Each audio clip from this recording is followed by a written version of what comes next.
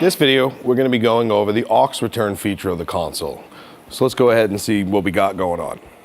On the left side of the screen here, we have a complete overview of the AUX return.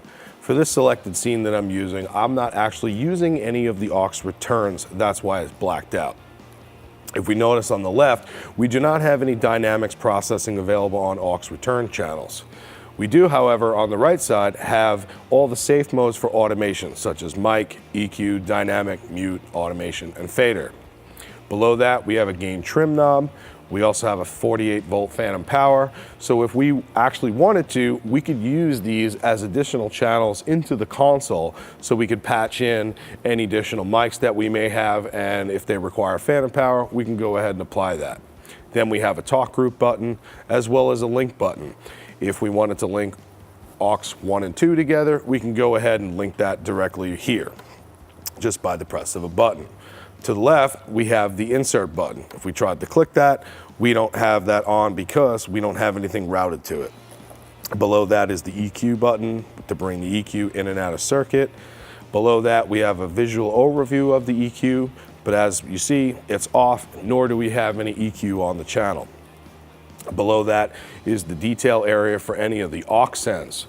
So right now we see AUX sends 1 through 8, 9 through 16, so on and so forth. The same can also be for the matrices. We got 1 through 8, 9 through 16. Below that, we have the master section assignment. Right now, this is not assigned to the stereo bus or any of the mono buses, and we don't have any panning engaged on the channel. Next, we're in the configuration window of the AUX return. So from the top, we see that it's set to unassigned. Why? Because we don't have anything routed or patched into it. The tape return is engaged because the console is actually set to having the tape returns. If we go ahead and click on the source button, it's going to bring up the patching screen to where we could actually patch in signal on the channel. Below that, we have the gain swap. So right now the gain swap button is engaged, so we don't see anything. If there was a head amp option, we would see that on the screen. And if I go ahead and press gain swap, we see that we have the gain trim on the screen. If you remember in the earlier videos in the preferences, we have all of our linking options for these types of channels globally set to have every parameter engaged. So that's why they're all checked off. Next to that would be the actual link button, which will link 1 and 2 together.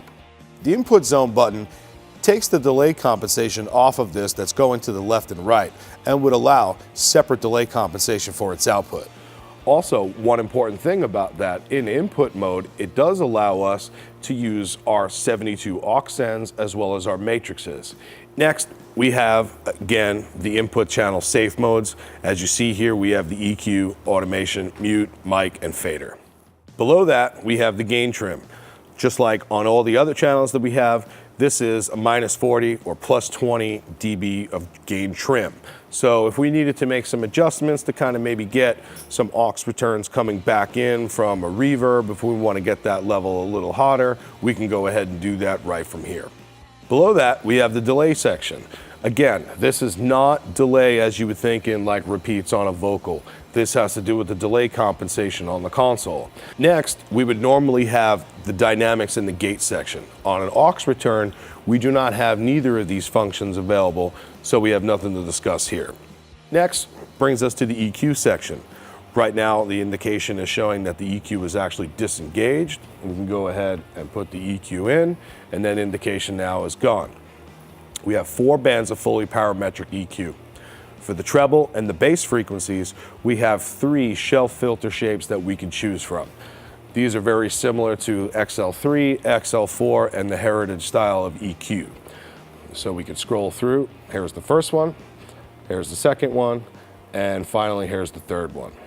And on the bass frequencies, we can go ahead and toggle through those as well. Now we're back in the AUX sends overview.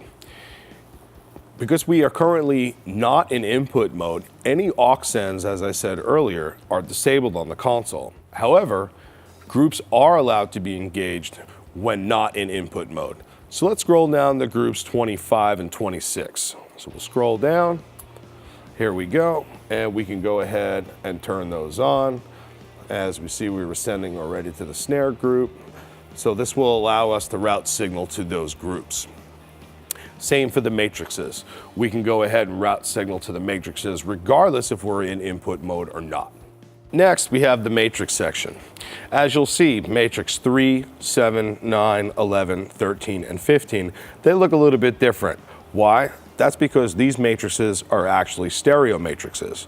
So let's go to matrix 3. As we see here on the encoder knobs, matrix 3 is illuminated green. If we go ahead and press the on button just to the left, you'll see that matrix 3 and 4 are actually turned on. Why? Because this is a stereo matrix. The same also applies for the pre-fader button. On a stereo matrix, the first knob is actually going to control our pan levels. You'll see as I turn this to the left, the pan knob goes to the left, and the same when I pan it to the right. The fourth encoder knob is actually going to control the level. Finally, we're in the master and fader overview. On the left-hand side are the assignments to the stereo bus or the mono bus, as well as the indication of the pan knob. To the right of that, we have the mute status as well as the solo status. Between the mute and the solo, we have a B button.